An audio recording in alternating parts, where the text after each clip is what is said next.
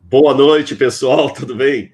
Olha, acabamos de entrar aqui, já estamos ao vivo, 20 horas, e já tem várias pessoas conosco aqui. Eu agradeço a todos que eu chamei lá no Instagram, já vieram aqui. Eu vou apresentar os nossos convidados aqui, amigos que eu já fiz, que eu posso considerar irmãos, assim, mais do que amigos. Já diz o provérbio, né? Na hora da provação, né?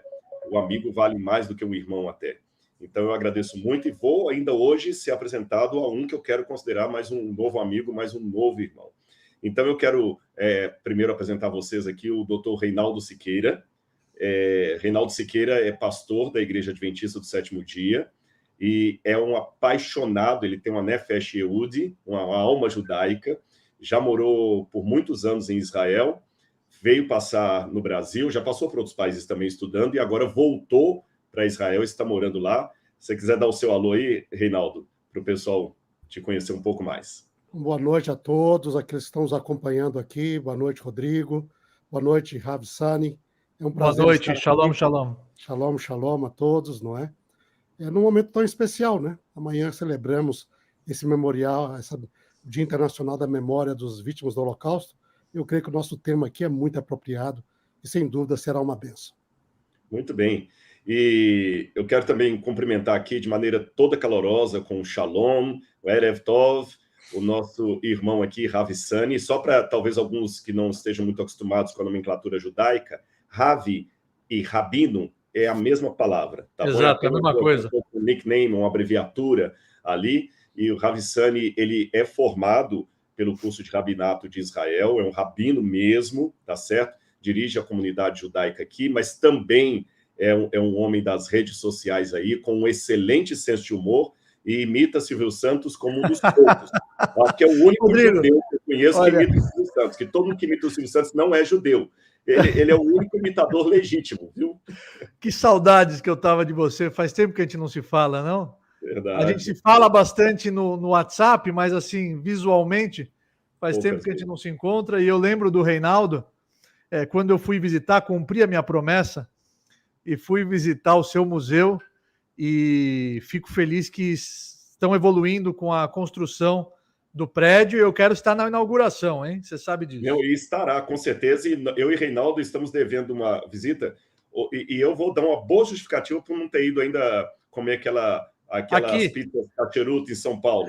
Exatamente. A culpa é de Aretz Israel, porque o Reinaldo agora está morando lá. E eu estou sempre indo para lá. Domingo, agora estou indo para Israel, só volto dia 20 de março. Uau! Reinaldo, a Taba Israel? Você está em Israel agora? Reinaldo, o microfone cortou. O áudio, peraí, cortou o áudio de Reinaldo. Anigamo, באמת, הרב סני. אתה בישראל עכשיו? בירושלים, כן? Yerushalayim Irakodesh. Então você está no Palácio do Rei. E eu e o Rodrigo aqui estamos nas favelas. Exatamente. Então, aqui nós falamos com o Patrício, que nos acompanha, perguntou se eu estava em Israel. Falei que sim, estamos agora morando em Israel, em Jerusalém. Então, aí, e sempre estaremos recebendo todos aqueles que passarão ali com muita alegria. Não é? Muito bem. Mas realmente é um privilégio, nós louvamos a Deus por isso. Perdão, Reinaldo, perdão. Sim. Eu quero comentar algumas pessoas aqui, Lucas Micael, pessoal do Adventistas Brasil. Olá, sejam bem-vindos, bom ter você conosco, muito obrigado.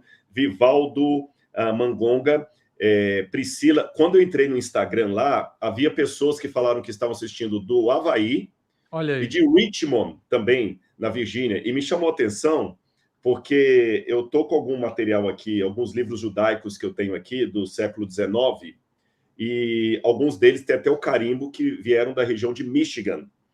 E eu vou começar a nossa live aqui, gente, então todos são muito bem-vindos, viu?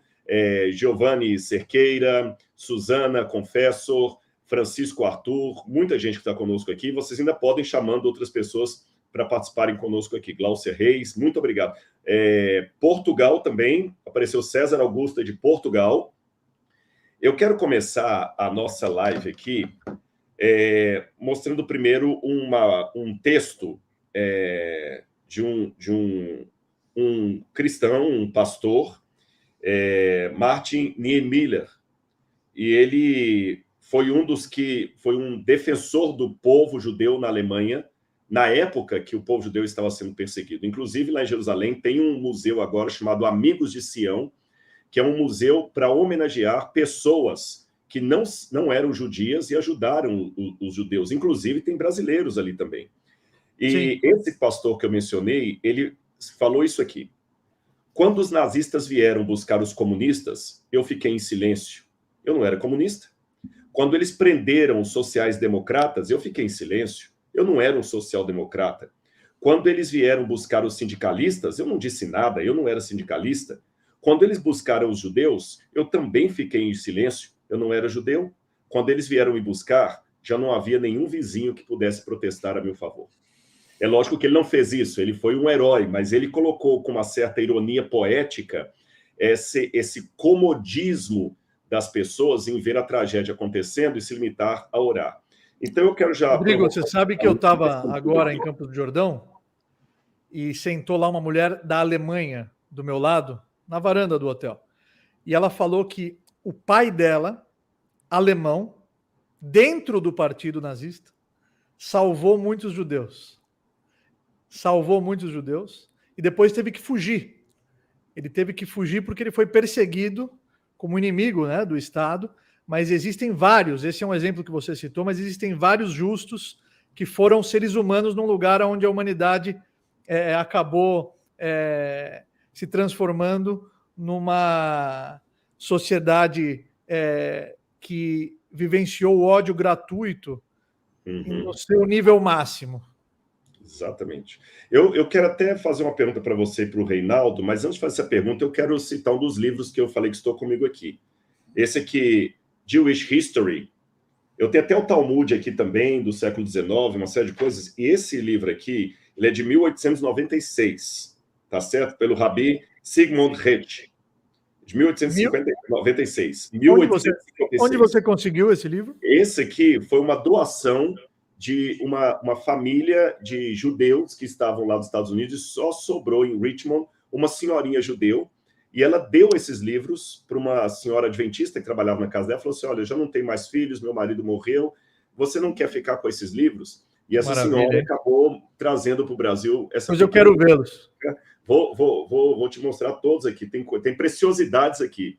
E esse livro me chama a atenção, 1896, que conta a história dos judeus, e ele tem na página 260 a lista da quantidade de judeus no mundo, naquela época, 1896, e onde eles estavam distribuídos.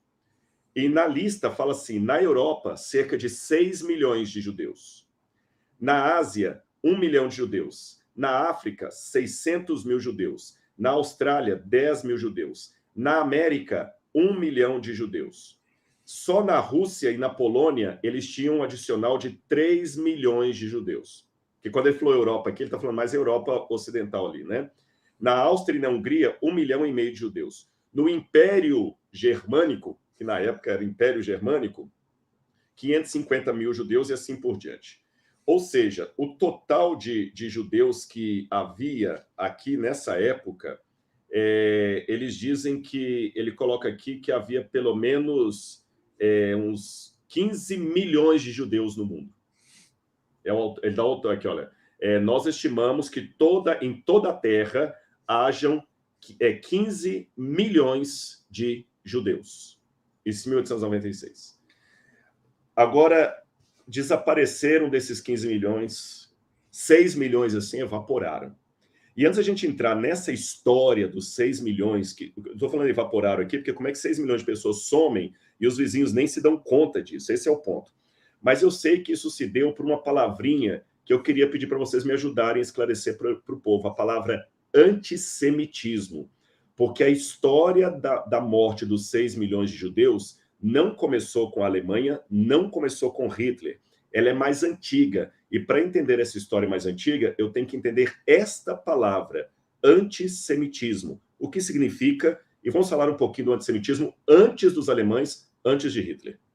O primeiro grande massacre foi o faraó do Egito, que escravizou o povo judeu. Escravizou de uma forma sistemática, escravizou de uma forma organizada e concentrou a sua fúria em um povo que tanto ajudou, que tanto contribuiu, que tanto colaborou com a ascensão do Egito e que transformou, ajudou, né, através da liderança de José, de Yosef, colaborou muito com a riqueza e com a ascensão egípcia, transformando o Egito numa potência mundial. E simplesmente, igual você falou, de uma hora para outra, ele esquece, entre aspas, ele esquece toda a colaboração e todos os laços que ali existiam, na minha opinião, justamente para que ele possa descontar a sua raiva numa minoria, terceirizar a culpa em uma minoria, fazer com que essa minoria seja o bode expiatório, culpando a realidade de uma crise, de uma seca, de uma fome.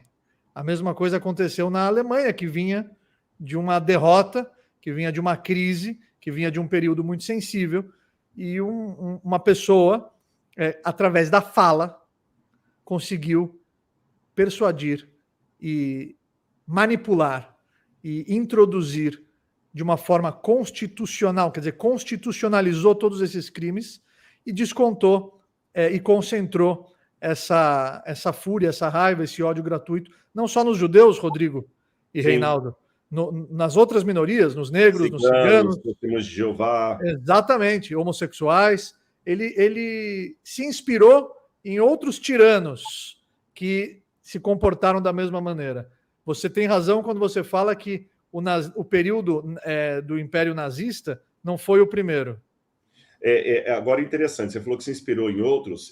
Eu trabalho com a hipótese, Ravicena, a gente já conversou sobre isso, que o faraó do Êxodo foi Tutmoses III, na cronologia que eu adoto, não Ramsés, Tutmoses III.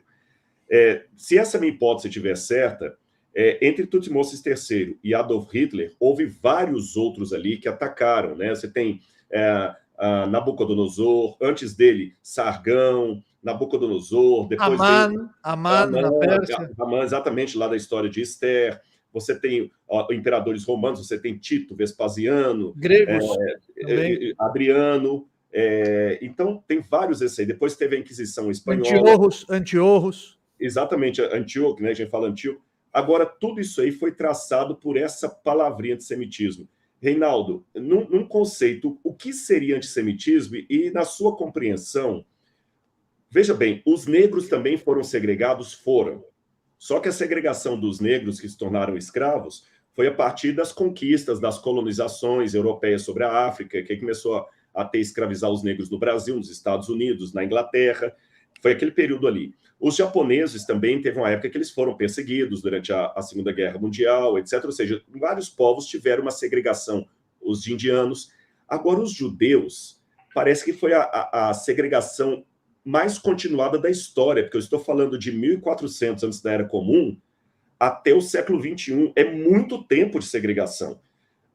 A que você atribui esse ódio que tem o judeu e, no seu conceito, o que seria antissemitismo? Bom, Rodrigo, eu acho que vocês já tocaram em vários pontos importantes aqui, não é? O Ravicena já tocou ali desde o faraó até Hitler, esse ódio ali. Você definiu muito bem. O antissemitismo é um preconceito que gera ódio, desprezo, não é? Menosprezo para o outro. E que busca concentrar a culpa de uma realidade sensível em minorias. Minorias. Sim. Mas eu acho que aqui existe, do meu ponto de vista, a razão deste tipo de ódio, de desprezo, preconceito, não é? Para com os judeus ao longo do século, vem de dois fatores, vamos dizer assim, da minha visão. Primeiro, é um fator histórico ligado a um contexto social e religioso. Okay? Então, acho que o Aman, que é talvez um dos grandes exemplos deste tipo de sentimento, ele resume muito bem a razão disso. Ele disse para o rei Atarxerxes lá, olha, existe no teu reino um povo que é diferente de todo mundo. Ele não segue as tuas leis, não segue as leis dos outros, eles também não adoram os seus deuses, então não vale a pena tolerar. Né? Então existe sempre um preconceito contra o diferente, em toda a sociedade. Você está num contexto social, aquele que é diferente, ele normalmente, se ainda é minoria, ele vai sofrer preconceito. Okay? Então, os judeus tiveram isso. Na antiguidade, era fácil, por exemplo, um grego identificar o deus Zeus dele com Júpiter do romano. E vão identificar com Osíris, lá do Egito. Quer dizer, o paganismo ele tinha vários elementos em comuns que as pessoas podiam se identificar. E haver uma certa, vamos dizer assim, uma certa... Um establishment, um senso comum. Havia um sincretismo muito comum. O judeu, pela sua fé religiosa, bíblica, ele não fazia isso. Ele acreditava num só Deus, o Deus único. Ele tinha as suas leis, né, as leis bíblicas da Torá. Os seus nomes, os seus costumes, as suas vestimentas. O Shabat. Shabat. Cada sábado ser santificado, separado. Circuncisão. Né? Comida. Kashrut. Então, exatamente. Não é? Então, você vê que isso daí já faz a pessoa ser diferente. E você vê isso que na literatura antiga, especialmente que nós temos mais documentos, né? A literatura a partir do período grego, romano, você vê um anti-judaísmo. Eles desprezam o judeu porque ele é diferente, não é igual aos outros, porque ele tem a circuncisão, porque tem o Shabat, porque tem o alimento, né, da kashrut, tem esse tipo de alimentação. Eles desprezam. Agora, esse sentimento vai se tornar um sentimento extremamente forte depois das 3 guerras judaicas contra Roma. Até ali, eles eram desprezados, mas eram tolerados. Mas a partir das guerras judaicas, a religião judaica passa a ser uma religião proibida. Quem praticasse seria um crime. E isso é muito forte. A gente pensa que é algo fraquinho. Quando eu estive em Roma e eu descobri que o Coliseu foi construído com os tesouros ou despojos trazidos de Jerusalém e do Templo de Jerusalém, se construiu o Coliseu. E do lado do Coliseu tem o Arco de Tito, que tem aquela figura com a menorá. Quer dizer, para os romanos, essa guerra contra os judeus, exatamente. Mas a original. A original grande, que transportaram do templo para Roma. Isso foi um deve estar lá até hoje, em algum lugar. Está lá. Então, isso foi um grande evento. Se não foi derretido o ouro dele, o ouro também. Exato, né?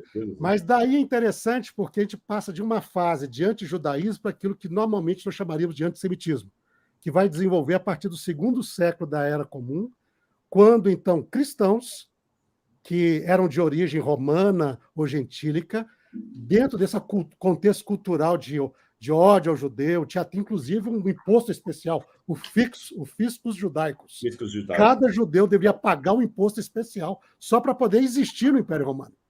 Então, aí você começa a ver na literatura cristã do 2º século em diante uma teologia que se desenvolve. Aí que eu digo que é religioso, no qual se usa a palavra, a teologia do supersessionismo ou a teologia da substituição, onde diz que Israel agora rejeitou a Deus, Deus rejeitou Israel só existe para ser objeto do juízo divino, a igreja agora é o novo povo de Deus, e tudo aquilo de mal que você puder fazer para um judeu, você pode fazer. Você está imitando Deus. Se Deus rejeitou, eu também rejeito. Se Deus pune, eu também puno. Né? Isso gerou uma cultura muito forte. Um detalhe aqui, interessante que o Reinaldo falou do Fiscus Iudate aqui. O primeiro Fiscus Iudate, que é uma moeda que eu estou procurando para comprar para a nossa coleção aqui, para colocar junto com a do Vespasianos lá. Aquela do Vespasianos, eu acho que... Jerusalém capta, né? Eu acho que aquela você tem que enquadrar. Tem uma outra, ela é de rara circulação, que foi uma que aquela da Iudeia capta, o Vespasiano cunhou para comemorar a destruição de Jerusalém. E o Fiscus Iudate foi uma que ele cunhou para obrigar os judeus a indenizarem Roma pelo gasto que ela teve destruindo o Templo de Jerusalém. Sabe esses países que fuzilam a pessoa e mandam para a família a conta do projétil, da bala lá? Muitos judeus tiveram que trabalhar para indenizar o Império Romano do gasto que ela teve para destruir Jerusalém. Olha a situação. E só para terminar aqui, eu passo a palavra para o Ravissani, até quando o Reinaldo fala antissemitismo, tem uma ligação também com um dos filhos de Noé. Sim, né? Shem. Exatamente. Cam, ou Ham, Shem. Sim. A gente fala em português cão, sem, Jafé. E por isso que o termo está errado, Rodrigo, porque os descendentes de Shem não são só os judeus, são todos os povos do Oriente, são todos os outros povos. E ficou essa perseguição judaica que o Reinaldo explicou. Exatamente. Então você vê que é uma coisa canalizada aos judeus. E o que me chama a atenção aqui numa coisa que o Reinaldo falou, Ravissani, a questão do ser diferente. Eu, como estudo arqueologia, eu sempre também faço uma historiografia comparada do comportamento e a religiosidade de Israel em relação aos seus vizinhos, elamitas, os filisteus e outros povos ali. Então, vamos pegar aqui. Qualquer pagão tinha uma coisa... E, gente, isso que eu estou colocando aqui, prestem bastante atenção, porque, num primeiro momento, o que eu estou colocando é o risco que nós temos hoje. Eu vou explicar para vocês. Hoje existe muito um discurso de aceitação que ele parece bonito, mas ele é perigoso. Por quê? A aceitação é o seguinte: você tem que desprezar os seus valores e ser igual a mim. Não é uma aceitação de respeitar o outro como ele é. A aceitação hoje é: você tem que desprezar os seus valores e ser igual a mim. Então, vejam bem, no mundo pagão antigo, isso era fácil. Porque se eu tenho aqui uma estatueta do Baal, isso aqui é original, viu? É fenício. No mesmo altar que o Baal era adorado, você podia adorar Áshera. Não tinha problema. No mesmo altar que Áshera era adorada, você podia adorar o Dagon. Não tem problema. A lógica do politeísmo é: quanto mais, melhor.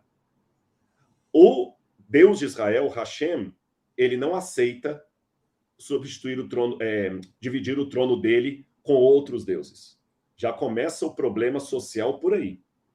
Segundo, é um Deus que não admite que faça a imagem dele, estátua, ou relevo, qualquer coisa. Outro problema: todos os outros deuses eram, em termos de propaganda, era o ideal de um ambiente patriarcal. O que era o ideal de um patriarca? Ter mulheres e muitos filhos. O Deus de Israel não tinha mulher, Hashem era um solteirão. Ele era o oposto de tudo aquilo ali. Então, esse Deus que não admitia dividir a glória dele com os outros, na propaganda em redor, ele era um Deus nocivo. Todo mundo está aceitando brincar no parquinho, por que só o seu não vem brincar conosco? Isso aconteceu bastante no Império Grego, que não queria destruir o judeu fisicamente igual ao alemão, igual igual Amán, por exemplo, na Pérsia. Uhum. Ele queria destruir a imagem judaica. Exatamente. O modo de vida judaico. Era isso que incomodava tanto. Que era proibido estudar a Torá, os judeus tinham que fugir para as cavernas para estudar a Torá, era proibido cumprir o Shabat, era proibido fazer Brit Milá, e eles impurificaram o templo, não destruíram as paredes do templo. Eles entraram com seus deuses lá dentro, deixando claro que o quê? Essas muralhas, Romot, que separam vocês de nós, isso vai ser destruído, não existe mais isso. Isso incomodava bastante. Exatamente. E no mundo hoje, onde algumas pautas estão sendo colocadas assim, que todo mundo tem que aceitar, senão você vai ser perseguido, vai ser execrado. Ou você pensa igual a mim, que sou a verdade absoluta, ou você vai morrer na fogueira. Eu vou morrer na fogueira. Eu não vou aceitar você ser diferente. Então, de certa forma, eu já começo a aprender, e aqui eu passo até para a segunda parte da nossa conversa aqui, que a história dos judeus, agora eu estou falando da história mais recente, do século XX, né? Essa história, ela impõe em mim duas responsabilidades. Primeiro, de não ser conivente com um novo sistema nazista. E, em segundo lugar, ter a coragem de ir para Auschwitz, se preciso for, mas não negar quem eu sou. É lógico, ninguém tem o espírito de mártir no sentido de... Ninguém que, a menos que uma pessoa esteja com uma depressão muito grande, que eu já passei, eu já quis morrer. Hoje eu não quero morrer. Hoje eu quero viver. Sim, eu tenho uma experiência, depois eu te conto. Hoje eu quero viver. Então eu não tenho hoje dom para ser mártir. Eu quero viver e quero viver muito. Mas esse eu quero viver, ele tem que ter um limite. Se eu precisar dar a minha vida por aquilo que eu creio e por aquilo que eu sou, estou disposto a ir para Auschwitz, ou eu vou cortar o meu paiot, tirar o meu kippá e fingir que eu sou outra coisa só para não sofrer a punição. Isso não é fácil, meus irmãos. Ninguém quer ser masoquista, ninguém quer sofrer. Mas se a vida lhe impuser, ou você nega o seu Deus, a sua fé, ou você vai morrer, aí que nós vamos separar aqueles que são santos e são porcos. Que, aliás, quem falou isso foi um judeu chamado Viktor Frankl. Você conhece a história do Frankl, né? Você me emocionou agora, Reinaldo. Vou pedir permissão para falar, porque isso que o Rodrigo falou é o que aconteceu com esses 6 milhões de judeus, que eles morreram simplesmente pelo fato de serem judeus e eles queriam continuar sendo judeus. Então eles foram para as câmaras de gás, tem histórias de judeus que foram para as câmaras de gás dançando. Porque vocês podem tirar a nossa existência física, mas vocês não vão tirar a nossa alma, os nossos valores, a nossa fé. O grande cabalista de Tzantz, o grande Rebbe de Tzantz, ele perdeu uma mulher e 10 filhos no Holocausto. E depois ele, sobrevivente, reconstruiu o judaísmo nos Estados Unidos e em Israel ajudou construindo um império, que é a Hassidut de Tzantz.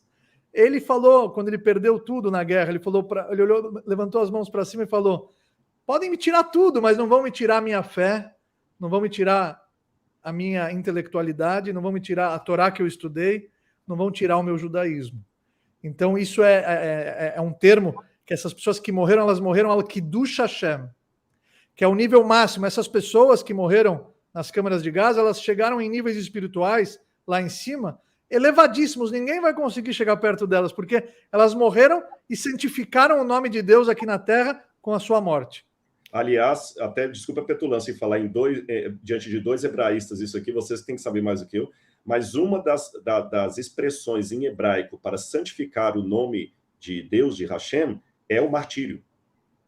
O martírio também significa santificar o nome sagrado de Deus, não é isso? Não sei se o Reinaldo quer falar alguma coisa nesse sentido. O Rabino Sani acabou de falar, nessa expressão, quando a pessoa está disposta a dar a sua vida pela sua fé, em testemunho de fidelidade a Deus, chama santificação de Deus, né? Kiddush Hashem. Então, santificar o nome de santificação de Hashem, Deus, não é? O Deus único.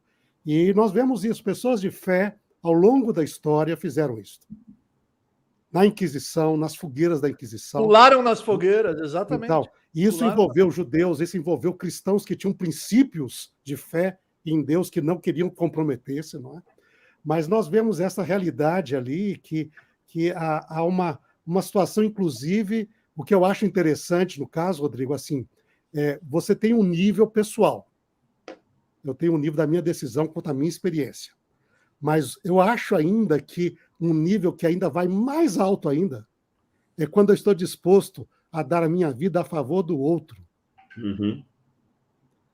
Não somente eu mantenho a minha fé, mas por causa do outro eu estou disposto. Ou seja, nós estamos falando dos heróis aí, desses justos das nações. Muitos deles deram a sua vida por causa do outro. Você imagina, não é? A pessoa perde emprego, ele perde isso. Nós tínhamos aí agora, vendo mesmo esse cônsul brasileiro na França, o Souza Dantas. Então, ali, ele vai depois vai perder toda a regalia que ele tinha na parte do serviço consular brasileiro, o internacional, né? Tudo porque ele tinha uma convicção. Eu, por convicção, ele, como cristão, diz, por piedade cristã, eu não posso negar de dar visto para os judeus poderem fugir do nazismo. Mesmo que o meu governo me proíba, eu vou continuar dando. E ele vai perder a posição dele, vai perder a carreira dele, vai morrer pobre, mas é um indivíduo que se sacrificou por causa dos outros. E alguns chegaram a dar a vida mesmo. Sim, exatamente. Então, eu acho que existe um nível pessoal que é muito importante, a sua defesa de Deus, mas ainda além disso, também tem gente que está disposta, a favor do outro, dizer não. Eu não posso andar nesse caminho da iniquidade do ódio. Eu tenho de andar no caminho daquilo que é realmente o compromisso do indivíduo com Deus. 2 observações muito importantes sobre o que ele falou. É maravilhoso o que ele falou, porque ok, morrer al Kiddush Hashem é muito elevado, mas viver al Kiddush Hashem é muito difícil também. Uhum. E uma vida, né? Você abdicar de muitos confortos, abdicar de muitas vontades instintos e abrir mão do que muitas vezes é mais agradável em prol do que é certo, do que é correto, do que é a verdade. Isso é muito mais difícil do que simplesmente morrer. Óbvio que é um nível muito elevado e que essas pessoas, elas são grandes heróis, mas viver al Kiddush Hashem é um nível assim mais elevado ainda. E o que ele falou é verdade. Existem muitos anjos com pernas que sacrificaram a própria vida. O meu avô, falei para o Rodrigo hoje, O meu avô, ele sobreviveu aos horrores nazistas porque uma família escondeu ele, uma família de não-judeus, escondeu ele num estábulo. E arriscando tudo, porque se eles fossem pegos, eles iriam ser mortos imediatamente. Protegeram seu avô sem perspectiva de ganhar nada em troca. Nada, porque foram humanos. É questão que eu vou te dar um emprego porque eu sei que você vai ajudar meu filho. Nem conheciam ele estava fugindo e eles abrigaram ele. Na verdade, até se falou do seu avô aí, a questão de viver o Kiddush Hashem, que é santificar o nome de Deus, né? Eu fico pensando aqui, eu quero colocar essa questão para vocês. O Viktor Frankl, que eu fiz menção aqui, ele foi discípulo de Freud. Para quem não conhece a gente, os dois conhecem, mas talvez alguém que esteja assistindo que não conheça o Viktor Frankl, recomendo os livros dele. A técnica dele é a logoterapia. E ele foi discípulo de Freud, ele era de Viena. E ele fundou a terceira escola de psicanálise de Viena. E o Viktor Frankl, ele aprendeu com Freud, que também era judeu, que na verdade o que nos iguala é a situação normal, tá certo? Que nos torna diferentes, aliás, o que nos torna diferentes é a situação igual. Então, o Viktor Frankl o Freud dizia que a rainha da Inglaterra vai comer com todo o glamour, porque ela é a rainha da Inglaterra, enquanto o plebeu vai comer com a mão mesmo, de qualquer jeito, que ele é plebeu. Só que, dizia Freud, tire de todo mundo a segurança quanto à vida, a necessidade de afeto, de sobrevivência, aí as diferenças sociais acabam. Na hora da fome, a rainha da Inglaterra vai virar um bicho como qualquer provinciano, porque não tem comida para todo mundo e todo mundo vai virar animal, porque, inspirado até na teoria da evolução das espécies de Darwin, todos nós somos animais racionais e os instintos vão prevalecer na hora do caos. O Viktor Frankl cresceu ouvindo isso, cresceu, que eu digo, já como adulto, estudando com Freud. Quando ele foi para o campo de concentração, ele percebeu que Freud estava redondamente enganado. Que o que Freud imaginou nas poltronas de veludo da Áustria, ele viu na prática. Porque ele passou por Dachau, ele passou por Auschwitz, uma vez para Auschwitz, Dachau, depois voltou para Auschwitz. E ele falou que ali na experiência dele, ele viu, de fato, alguns judeus se tornando animais na hora da provação, entregando o outro irmão, se prostituindo por causa de um pouco de sexo. Ele viu judeus fazendo coisas que ele não entendeu. Mas, ao mesmo tempo, ele viu judeus. Ele descreve isso. Por exemplo, um judeu viu que o outro ia ser morto por qualquer razão lá, ele trocou a camisa com o outro que tinha numeração e deitou na cama do outro, só para ele ser morto no lugar do outro, sabe? Ele viu muitos judeus e falou o seguinte, o Dr. Freud estava equivocado. Na hora da aprovação, aí que as diferenças ficam mais acentuadas. E ele conclui dizendo, alguns se tornam santos, outros se tornam porcos. Rodrigo, então, a aprovação também vai mostrar quem de fato é quem nesse mundo. Rodrigo, para complementar o que você falou, professor Reinaldo, o Rabino Natan Tzvi Finkel, que foi o diretor espiritual da Yeshiva de Mir, que você precisa, eu vou te levar um dia, Rodrigo, para você entrar na Yeshiva de Mir, você vai ver as pessoas estudando Torá, é uma fábrica de estudo de Torá que purifica o ar do mundo. E ele recebeu empresários, e dentro desse grupo de empresários, o CEO da Starbucks, Mr. Schultz, e esse Mr. Schultz, que é judeu, recebeu um prêmio de ética empresarial, e ele falou que esse encontro com o Rabino Natan Tzvi Finkel deixou ele totalmente desnorteado, e acho que ele deve o prêmio que ele recebeu ao encontro dele com o Rabino. E ele falou que o Rabino perguntou para eles qual é a maior lição que a gente aprende do Holocausto. Ninguém quis responder, e o Rabino Natan falou parecido com o que o Rodrigo trouxe em nome do Viktor Frankl. Eu vi pessoas que naqueles barracões, naquelas beliches de cimento, com os pijamas rasgados no inferno do Holocausto e no inverno rigoroso europeu, que quando o soldado nazista entrava no barracão e jogava um cobertor só, e quem pegasse esse cobertor ganhou na loteria aquela noite, e era justo ele pegar o cobertor só para si, porque ele caiu no colo dele. Por que ele vai compartilhar esse cobertor com outra pessoa? O Rabino Natan Tzvi falou, eu vi pessoas esticando o cobertor e compartilhando ele com o maior número de prisioneiros possível, para que pelo menos cada um possa pelo menos sentir um pouquinho o calor do cobertor em sua pele. E aí ele falou para os businessmen, falou, homens de negócios, voltem para a América e estiquem o cobertor de vocês. Essa é uma das lições que a gente aprende, que nos momentos mais delicados da vida, que o lado humano se sobressai e aquele que tem pureza na sua alma e tem valores e estudou e tem um conhecimento que transformou a sua personalidade, aí entra em vigor. Aí você diferencia um homem de um animal. Porque nenhum animal matou 6 milhões de pessoas. Outros da mesma espécie. E já que falou uma coisa interessante, esse caráter que aflora para o bem ou para o mal no momento de provação, ele é o mesmo caráter que nós já estamos construindo no momento da bonança. Sim, exato. O mesmo caráter. Exato. A provação só mostra aquele Rodrigo que realmente eu sou, e às vezes as convenções sociais não mostram. Não, e o momento da fartura gera outros testes, arrogância, orgulho, egoísmo. Orgulho, exatamente. Agora, felizmente, Hashem tem, como você disse, Rabino, os anjos sem asas que estão por aqui. E eu conheço tantas histórias, vocês devem conhecer muito mais do que eu, e eu sei que tem uma história de um lugar que o Reinaldo estudou, e eu passei por lá na França. Nós temos um colégio adventista lá, uma faculdade lá de teologia e outras carreiras lá, num lugar lindo lá, em Collonges, na França, na fronteira com a Suíça. Eu estive lá e o Reinaldo fez o mestrado em teologia dele lá. E eu sei, Reinaldo, que tem uma história que me contaram por alto lá.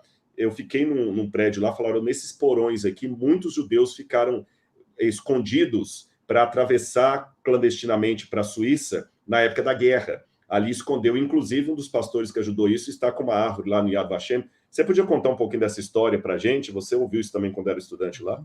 Sim, sim. Então, esta instituição, que é uma instituição adventista sétimo dia, ela fica bem perto da fronteira entre a França e a Suíça, do lado da cidade de Genebra. Realmente, ela está a 2,5 km da fronteira. O que aconteceu ali, Rodrigo, e aí vem essa parte que eu acho dessa distinção entre o ser humano, né?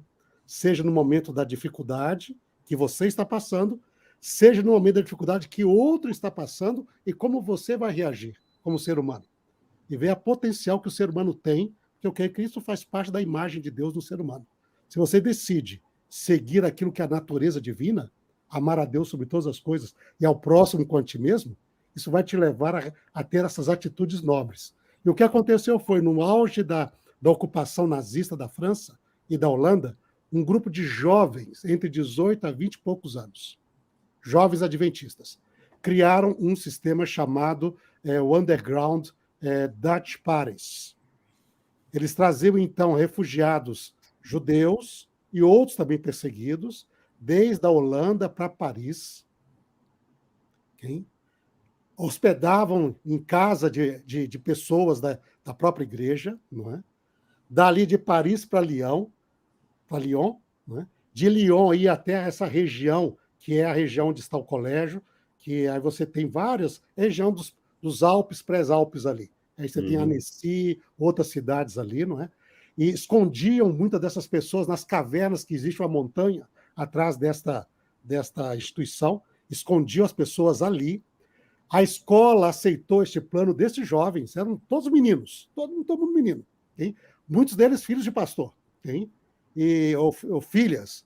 Decidiram, não, nós não podemos ficar parados, nós temos que fazer alguma coisa. E aí escondiam, a escola preparava comida, eles levavam essa comida para cima da montanha, né? Dava para as pessoas, e de madrugada, de noite, atravessava essas pessoas na fronteira entre a França e a Suíça.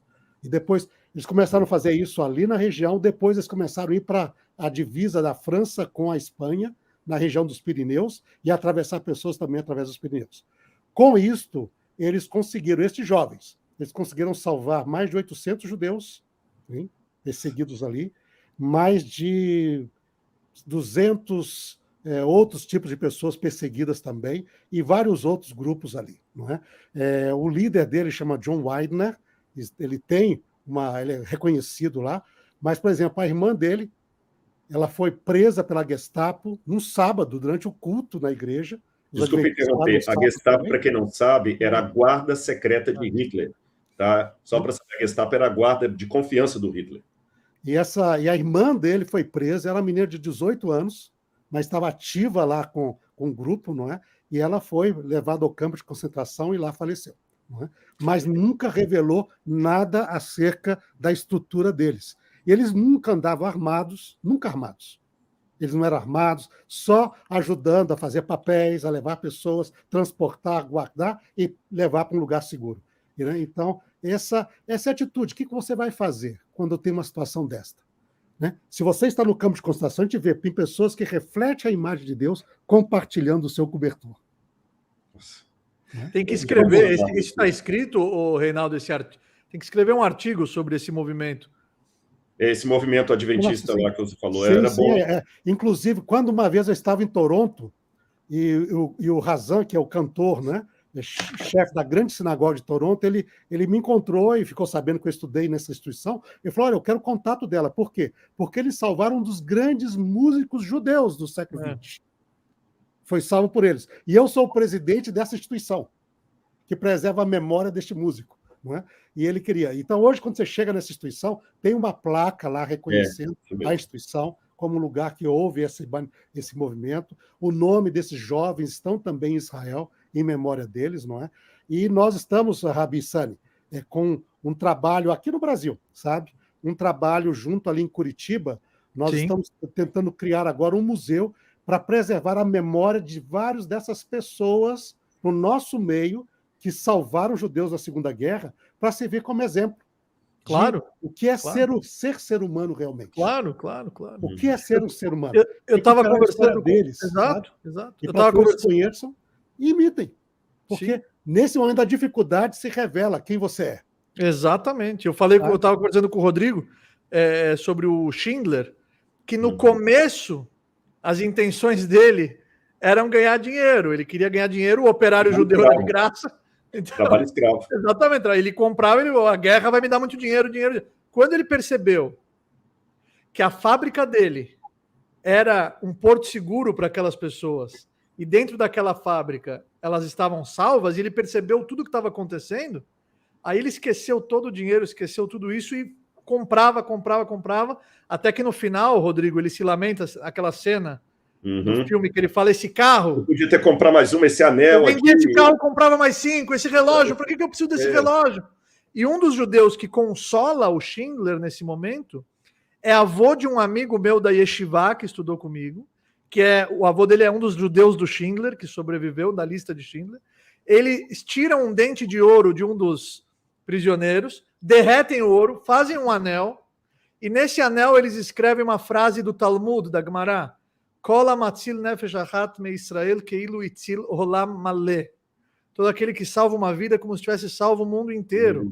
Eles olham para o Schindler e falam, gerações vão existir por sua causa. E elas todos se abraçam. Ele me mandou uma foto hoje, que os judeus do Schindler, no final da vida do Schindler, sustentaram ele. Né?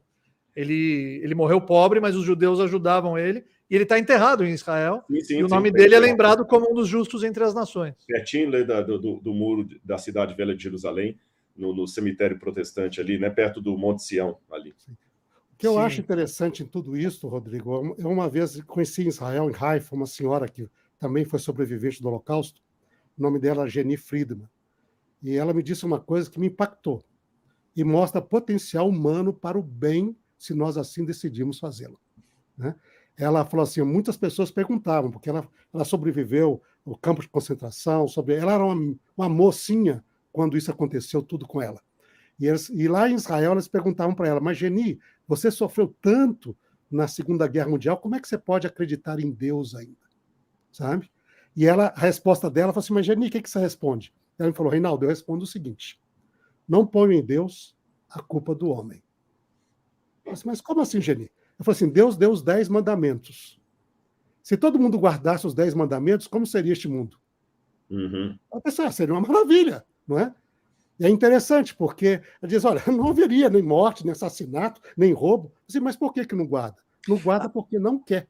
Então, o ser humano tem a potencial de decidir fazer o bem, seguindo as orientações de Deus. E se faz isso, ele reflete essa imagem divina e abençoa o mundo. Não só a vida dele, mas o mundo ao redor dele. Não é?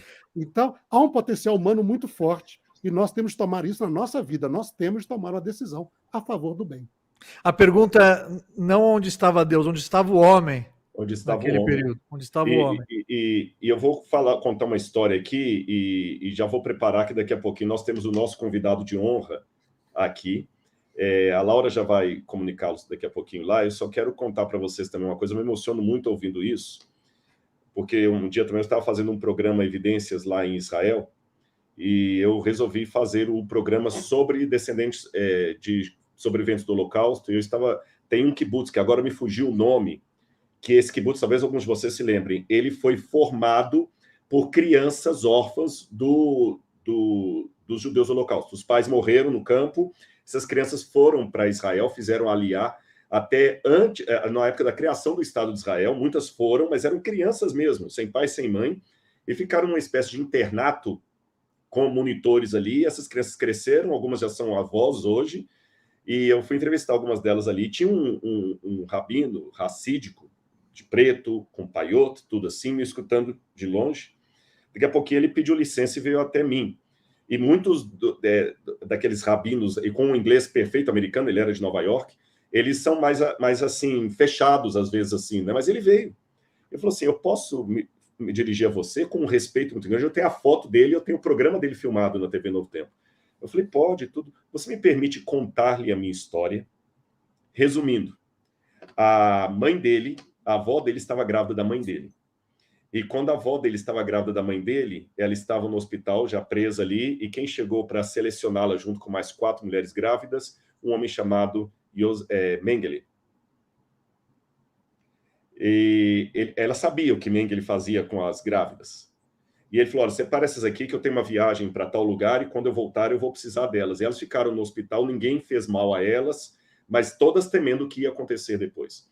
O fato é que elas saíram daquele hospital conduzidas por um homem de branco, que elas pensavam que era um médico, passou pelos guardas, ninguém fez nada e tudo, ele só andou com elas para fora do hospital, mandou que fossem para uma clareira lá em cima e não olhassem para trás, e elas foram, nunca viram esse homem, a família não viu homem nenhum com elas e guardou essas mulheres, e pouco tempo depois a guerra terminou, as crianças sobreviveram e o descendente está aí. Eu me emociono até contando isso, sabe? Esse episódio me envia, então me envia depois desse episódio. Eu vou te enviar o link, me cobra. E eu quero dizer para vocês uma coisa aqui. Amanhã, se eu falar pela linguagem judaica, é hoje, porque a partir do pôr do sol já é o próximo dia. Hayom Yom Shishi, né? Hoje, sexta-feira, é o dia da memória mundial do Holocausto. Estipulado pela ONU. Pela ONU. Memória às vítimas do Holocausto. Pela contagem ocidental é amanhã, pela contagem judaica é hoje. Nós estamos no dia certo. Mas enganam vocês se pensarem que essa live aqui é para falar única e exclusivamente do que aconteceu aos judeus. É para falar daquilo, mas também é uma maneira de nós alertarmos o mundo com relação ao que pode acontecer com qualquer minoria. Não caiamos no orgulho de achar que nós somos mais espertos que os alemães, que viram Hitler subir e não perceberam o perigo. A Alemanha era um país inteligentíssimo, eles tinham Wagner, tinham Heidegger, tinham Goethe, tinham uma filosofia, o alemão é uma língua complexa. E aquele povo tão inteligente não percebeu o demônio que estava surgindo ali. Então, devemos tomar muito cuidado com ideologias, com propagandas. A gente fala muito do Hitler, mas o grande convencedor, não sei se existe essa palavra, foi um homem chamado Joseph Goebbels, que era o ministro da propaganda de Hitler. Ele conseguiu colocar um discurso e a imagem do Hitler, que o Hitler se tornou um santo, um anjo, um Führer. Né? E repetiu uma mentira várias vezes, até ela virar uma verdade. Então, aprendamos para não deixar que isso se repita hoje. E caso se repita, que tenhamos 2 atitudes. Eu espero que não se repita. Por isso que a gente está aqui relembrando isso. Por isso a gente está relembrando. Na verdade, essa fala aqui ela tem 2 objetivos. Uma memória, uma homenagem póstuma aos que se foram. É uma maneira que nós temos de honrar a memória daqueles 6 milhões que foram exterminados ali. Não somente a eles, mas parentes deles. Eu acho que é uma maneira de homenagearmos aqueles heróis. E, em segundo lugar, gritar para o mundo assim: não deixem Auschwitz ser reconstruído. A gente está alertando. E se estamos alertando, se o Museu do Yad Vashem está lá em Israel, é porque o risco existe. Não só existe, Rodrigo, como existem lugares que negam o Holocausto. Existem faculdades que falam que tudo isso não existiu e que é uma mentira. Então, incansavelmente precisamos falar desse tema, para ele jamais ser banalizado, ele jamais seja esquecido, porque, igual você falou, se aconteceu uma vez, Hashem Erachem, não permitiremos. Never again, never again. Jamais. Vamos chamar o senhor Joshua? Vamos chamar o senhor Joshua, que já está aqui. A Laura me mandou uma mensagem aqui. Eu vou pedir que você o apresente já. Claro! Primeiro, o senhor Joshua, prazer tê-lo conosco aqui, viu? Muito bem-vindo. E eu vou pedir que o Rav Sani o apresente para nós, depois eu vou dar a palavra para o senhor. É uma honra muito grande para nós recebermos o senhor aqui. Senhor Joshua, eu gostaria que o senhor mesmo se apresentasse, você como sobrevivente do Holocausto e um judeu que me dá orgulho, e eu tenho a honra de ser o seu amigo, eu gostaria que você proferisse aqui algumas palavras sobre você, sobre os horrores que você vivenciou. Rav Sani, me sinto honrado pelo convite que eu recebi para eu contar um pouco que seja minha triste infância. Eu levanto os braços para o céu e peço ao eterno nosso Deus eterna gratidão por ter sobrevivido ao terrível Holocausto e não somei mais o balanço macabro, impactante de 1,5 milhão de crianças inocentemente assassinadas sem defesa por único motivo de terem nascido sob o filho de Davi, serem um judeu. E com dor partido, me lembro de meu irmão caçula, Vili, pereceu no inverno rigoroso de 1943, na Romênia, província de Moldova. Nem imagina, não tem palavras de expressar minha dor, que ele era um irmão querido. Ele morreu simplesmente de falta de alimentação e falta de roupas adequadas. E eu nasci em 1933. Portanto, tenho 89 anos de idade, vou fazer logo em maio 90.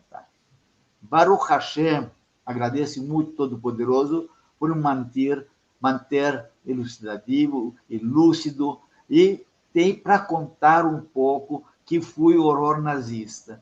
Embora meu testemunho, eu não sou uma gota em comparação daqueles infelizes viajantes em vagões de gado que chegaram a fazer a fatídica viagem rumo ao Auschwitz-Birkenau.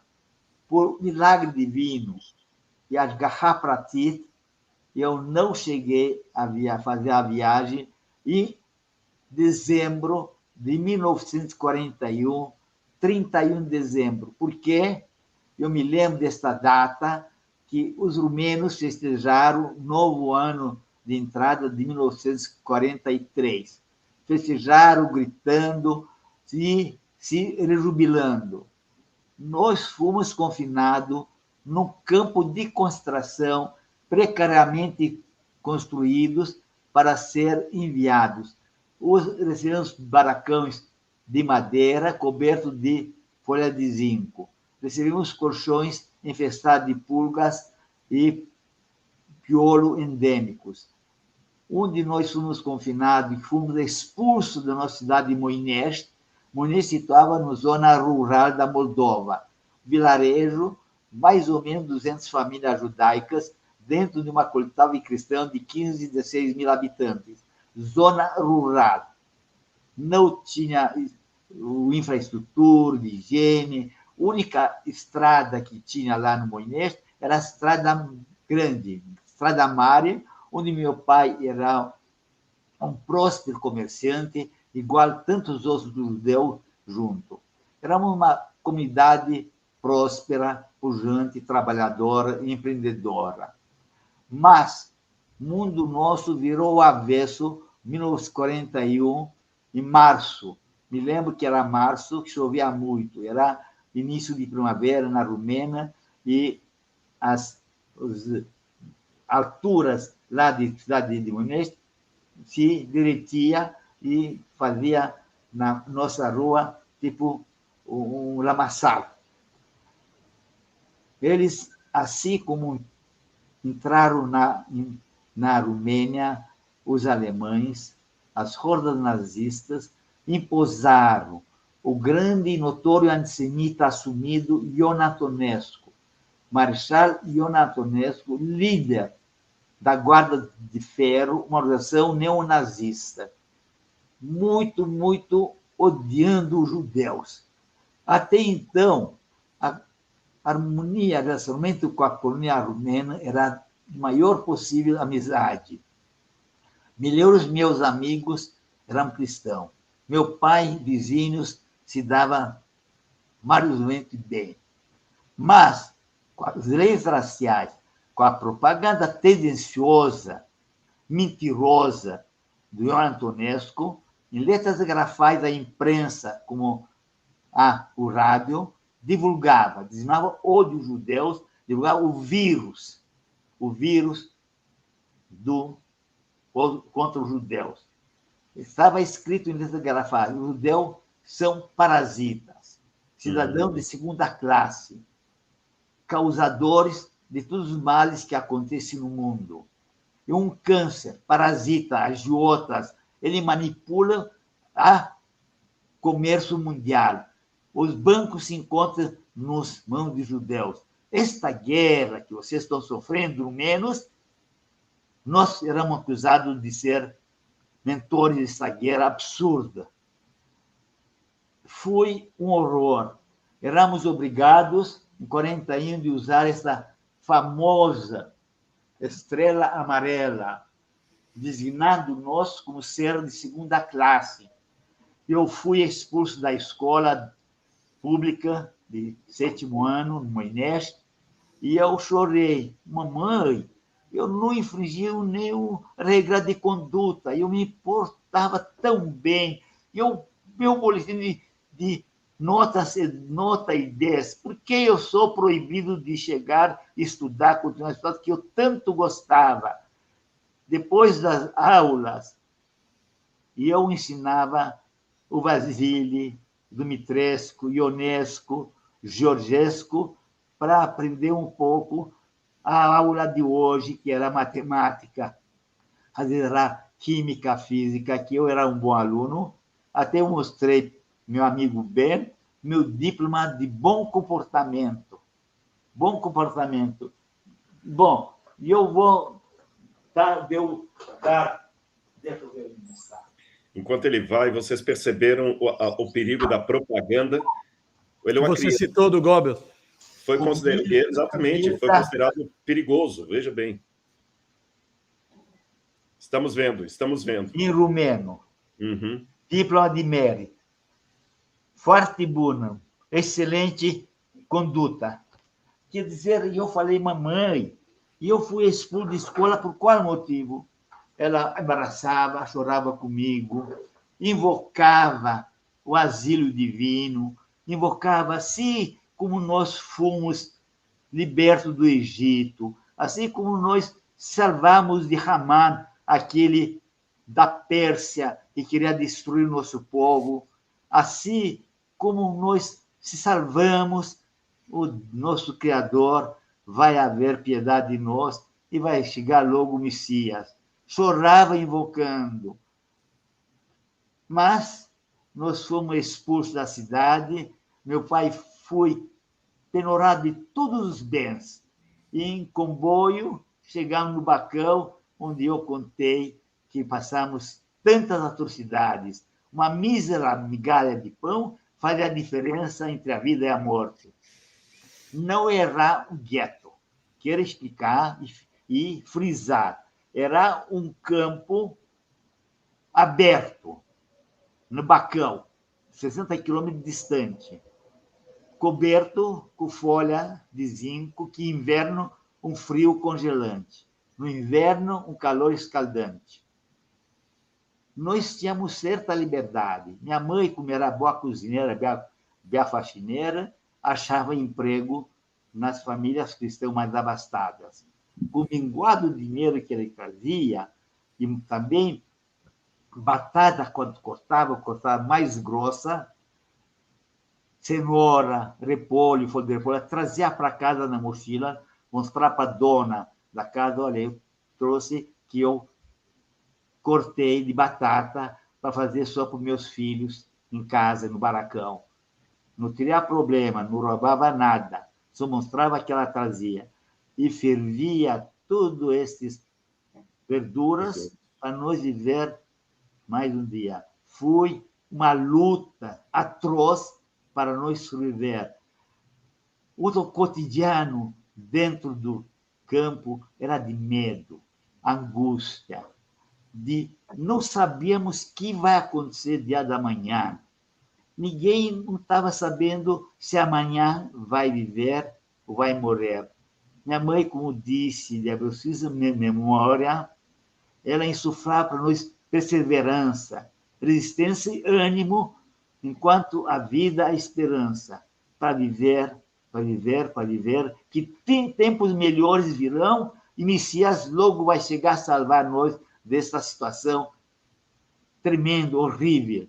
E eu quero frisar que esse projeto macabro de matar toda a raça judaica se autorizou num congresso em 1942, janeiro, no Wannsee, cujo grande lacaio nazista, Reinhard Heydrich, nomeou Adolf Eichmann para ter na mão designar o de sindicato judeu. Quando chegava lá no Auschwitz, me contaram, eu não presenciei, era aquele Adolf Eichmann, coronel de botas cinzentas, destinava quem vai morrer e quem vai viver. Olha, aqueles que voltaram como farrapos humanos em 1945, agora nós, amanhã, vamos festejar 78 anos desde que o campo de concentração Auschwitz-Birkenau, o pior campo da crueldade humana. Libertado. Nunca visto no análise da história tanta barbaridade que aconteceu nesse campo. Os próprios soldados soviéticos ficaram estarrecidos que presenciaram. Imagine só um soldado acostumado com feridos, com guerra, chorava, não acreditava. Veio o general Eisenhower, também visitou o campo, falou, por favor, gravam tudo, fazem tudo possível para ficar na história, porque, quem sabe, um dia vai haver um ignorante, um imbecil, que vai negar tudo isso. Portanto, temos que combater os negacionistas e promover respeito ao próximo. Muito bem. Senhor Joshua, falamos exatamente sobre isso. Temos que falar sobre esse tema incansavelmente. E eu quero até pedir uma coisa aqui, Ravissani, só desculpe lhe interromper. Claro. Tem um judeu, Zygmunt Bauman, falecido há pouco tempo, um dos grandes intelectuais que nós tivemos agora. E Zygmunt Bauman falava muito da sociedade líquida. E ele falava que uma das características da sociedade líquida é a juventude perder a conexão com a história passada.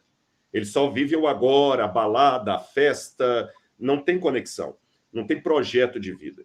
E eu me surpreendi, senhor Stroh, que até, desculpem a franqueza, até em Israel, eu encontrei adolescentes israelenses que abriram, que eu perguntei isso, porque eu vi um filme judaico onde uma menina judia religiosa vai para a Alemanha e ela encontra uma israelense secular. E em determinado momento um grupo de jovens fala com ela assim, tá vendo aquele lugar lá? Foi lá que mataram muito da sua gente. E ela começa a chorar enquanto a israelense do filme fica dançando e falando assim, eu não estou nem aí para essa história. Eu achei aquilo tão absurdo que eu perguntei a alguns jovens lá em Israel se isso era verdade, se a juventude hoje estava perdendo. E alguns que estão até no exército falaram comigo, Rodrigo, para ser muito sincero, muitas das nossas gerações não tem mais aquela emoção com a história do Holocausto, porque está tão distante, a gente está preocupado com o soldado que está morrendo agora. Então, mesmo em Israel, eu encontrei jovens que já não estão mais tendo todo esse apego, e ainda mais no Brasil. Então, é muito importante, por isso que eu pedi a licença para interromper, Rafa, sendo que isso seja lembrado. Claro, Rodrigo, é importante mais do que demais, nós, o senhor estudou, demais. O senhor viveu isso, né? Claro, a importante lição é o perigo de esquecer. O assassinato das vítimas não pode se repetir por uma segunda vez. E à medida que nos lembramos das vítimas da Shoah, que o senhor Joshua relatou aqui, ele é uma testemunha viva, pessoal. Os sobreviventes estão acabando. E o senhor Joshua é uma testemunha viva dos horrores da Segunda Guerra Mundial. Ninguém pode negar isso. Essas vítimas foram difamadas, demonizadas, desumanizadas, com uma justificativa para o genocídio que foi constitucionalizado, igual ele falou num congresso. Então devemos entender que esse assassinato em massa de 6 milhões de judeus e milhões de não-judeus não é uma questão de estatísticas abstratas, é uma realidade. Uma realidade. Para cada pessoa existia um nome, para cada pessoa existia uma identidade.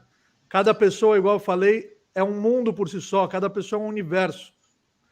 E não sejamos arrogantes de achar que somos mais inteligentes que os alemães, a ponto de não perceber. A gente tem que estar de olhos atentos. Então, senhor Joshua, eu estudo sobre a história dos judeus na Segunda Guerra, o Ravissani como rabino, Reinaldo Siqueira, que é um amigo nosso que agora está no Brasil, mas está morando em Israel, estuda muito a história do judaísmo. Agora, nós três estudamos. O senhor estava lá. Viveu lá. Viveu lá. Eu queria que o senhor, por favor, desse uma mensagem agora para os jovens, especialmente, como esses que eu mencionei aqui, brasileiros e para as futuras gerações. Gerações.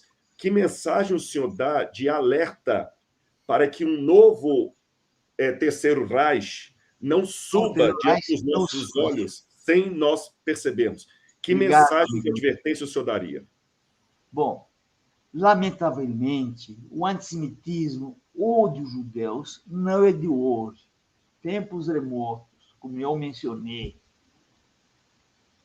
Nós todos devemos tomar forças, combater todas as formas de negacionistas, todas as formas de extremismo, promover valores de respeito ao próximo, que nossa religião judaica diz, não faça o outro que você não gostaria de fazer a você.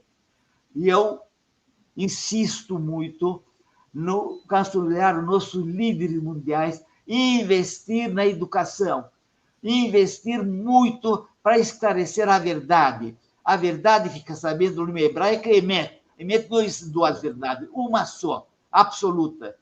Portanto, se um tal de grande líder de podcast, de milhões de seguidores, exigiu num debate com a vereadora, com a senadora, por que nós não autorizar, legalizar o Partido Nazista aí no Brasil? Se ele soubesse um pouco qual é a dogma, qual é o objetivo desse Partido Nazista, jamais. Ele não sabe, falta de esclarecimento. Se nós vamos investir para faculdades, para as escolas, tudo investir na educação para explicar a verdade, a pura verdade que aconteceu, para nunca mais tal atrocidade vai se repetir contra nosso povo e qualquer outra minoria que seja. Em nome da eugenia, de ser perfeito, da raça pura germânica, mataram judeus, ciganos, negros, homofóbicos, testemunhas de Jeová, e tudo que nasceu anormal, tudo que era um fardo para o governo alemão, para o Estado, não merecia viver. Em nome da eugenia, se esse sujeito que pleiteou introduzir aí o Partido Nazista não sabe dessa coisa, que aí se tivesse introduzido o Partido Nazista, todos os negros, todos os nordestinos, ia ser, todos aqueles retardados mentais, filhos mentais, não ia ter lugar para viver. Eu agradeço a oportunidade de abafar um pouco meu tormento que dentro de mim, que ainda existe pessoas, ainda existe células... Inadmissível, inadmissível. Que importar o vírus do antissemitismo aqui no Brasil. E a nossa responsabilidade, Rodrigo, Reinaldo, senhor Joshua, é nossa responsabilidade desmascarar esses portadores de falsas testemunhas que querem negar, né? Dessa forma, a gente protege a dignidade do seu Yoshua Stru. A gente protege a dignidade dos sobreviventes, que são as memórias vivas desses horrores. E, gente, já diziam, né? O homem que nega, que esquece o passado, tende o risco de repeti-lo no futuro. Né? O povo que esquece o passado. Ele, o Esser.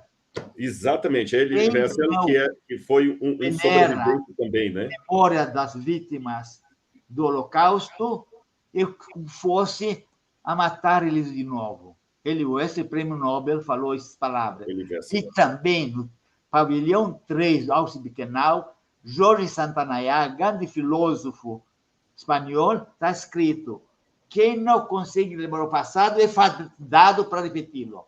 Exatamente. Palavras do meu amigo Rodrigo. Isso, e olha, muito Fadado obrigado. para repeti-lo e acontecer outra vez novamente. Portanto, Senhor Joshua? Senhor Joshua, está me escutando? Tá, estou acho que sim. pensando bem, Rabino. Eu queria te agradecer e, se o Rodrigo e o Reinaldo permitirem, eu posso fazer uma tefilá Eu em ia elevação- pedir isso. Eu ia pedir isso. em elevação da alma desses 6 milhões de todas as vítimas da Shoah que foram brutalmente assassinados. Pode fazer, só antes de você começar, Ravi, eu também queria só estender ao senhor Joshua o meu agradecimento, porque, na verdade, eu quero repetir para todos, nós temos milhares de pessoas nos acompanhando nesse momento, e essa live vai ficar gravada no meu canal, acho que Para no canal toda a eternidade.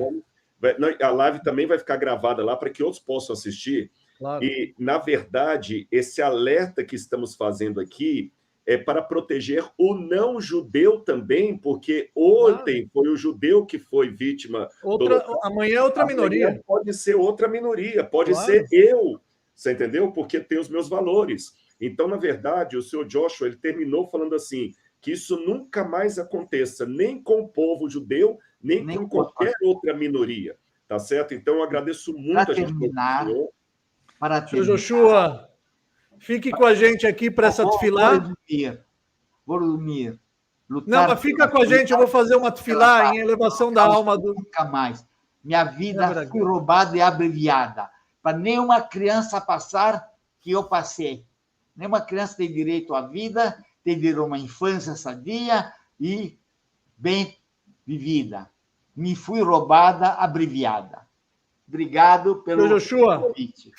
Senhor Joshua, fique mais 2 minutos. Mais 2 minutos. El Malerachamim Shochen Bameroimi Amse Menuchon Echoino Tachat Kanfei Ashechina Bemalot Kedoshim Uteoirim Kezoyar Harakia Meirim Umazhirim Lenishmot Acheinu Bnei Israel Akdoshim Veateoirim Shenoflu Bidei Aroitzchim Benishpach Damam Beauschwitz Maidane Treblinka ובשאר מחנות השמד באירופה שנהרגו ונשרפו ונשחטו ונקברו חיים בכל מיתות משונות ואכזריות על קדושת השם בעבור שנתפלל לעילוי נשמתם. לכם בעל הרחמים יסתירם בסתר כנפיו לעולמים ויצרור בצרור החיים את נשמתם.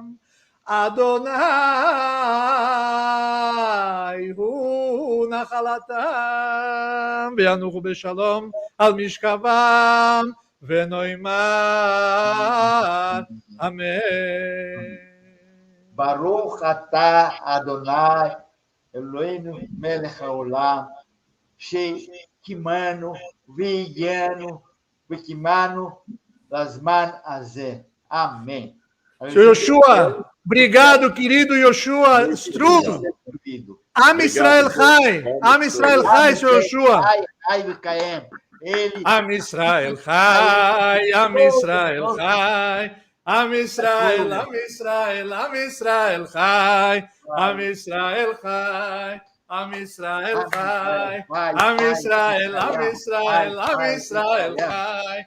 Od Avinu, Od Avinu, Od Avinu Chai. Od Avinu, Od Avinu, Od Avinu Chai.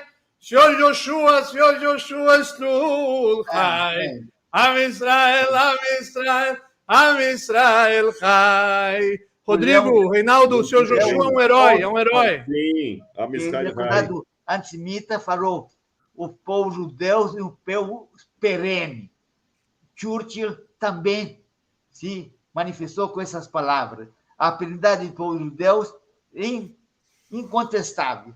Obrigado pelo. Eu te amo, senhor Joshua. Ich hab dich lieb. Ich hab Espero dich lieb. conhecê-lo pessoalmente em breve. Grande abraço, senhor Joshua. Muito obrigado, viu?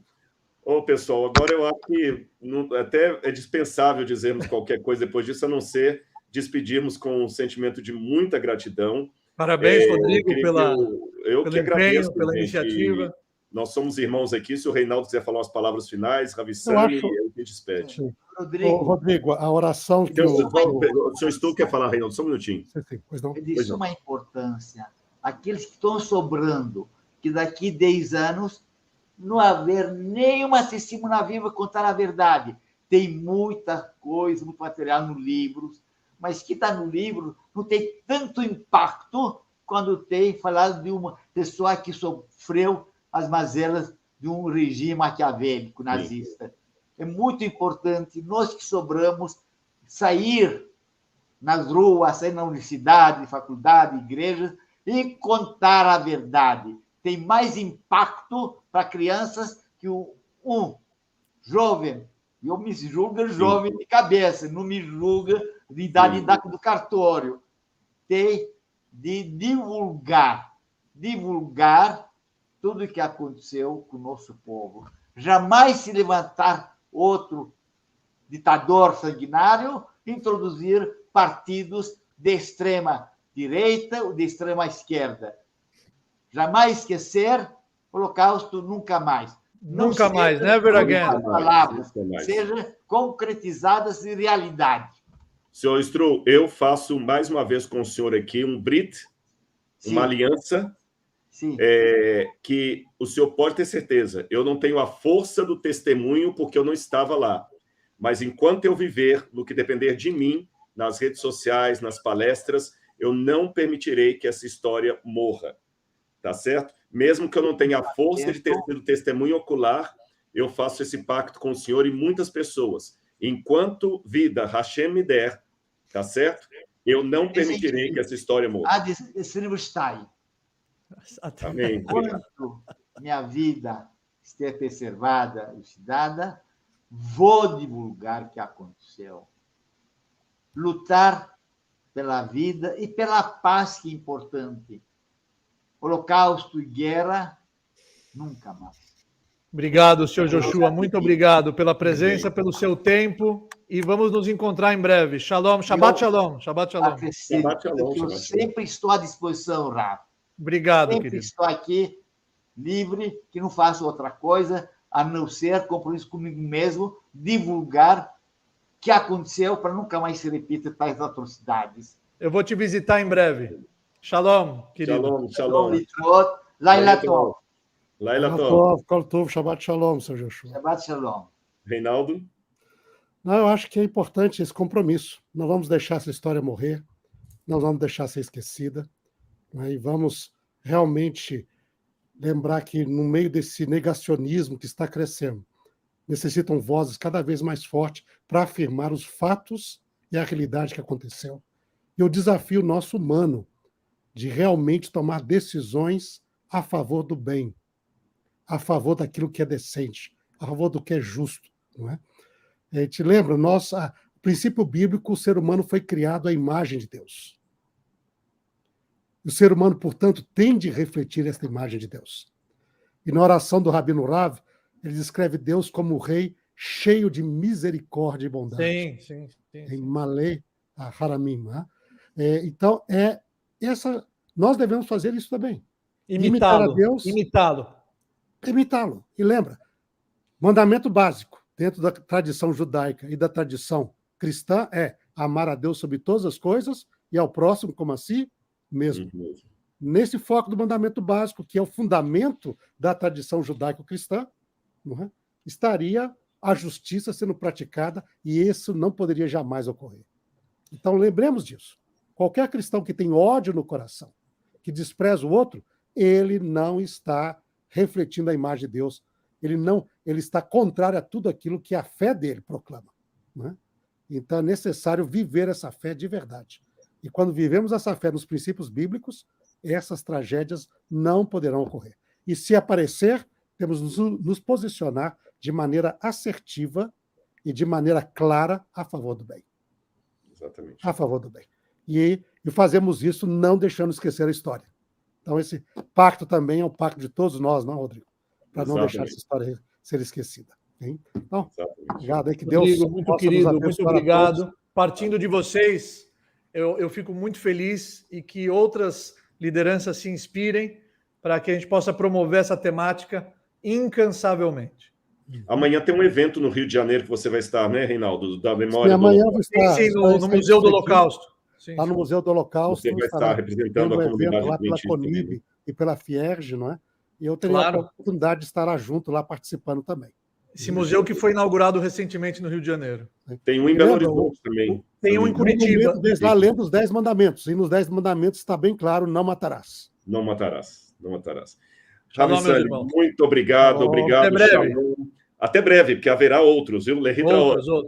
Temáticas importantes. Shalom, shalom. Shalom. Shalom a todos. Um abraço.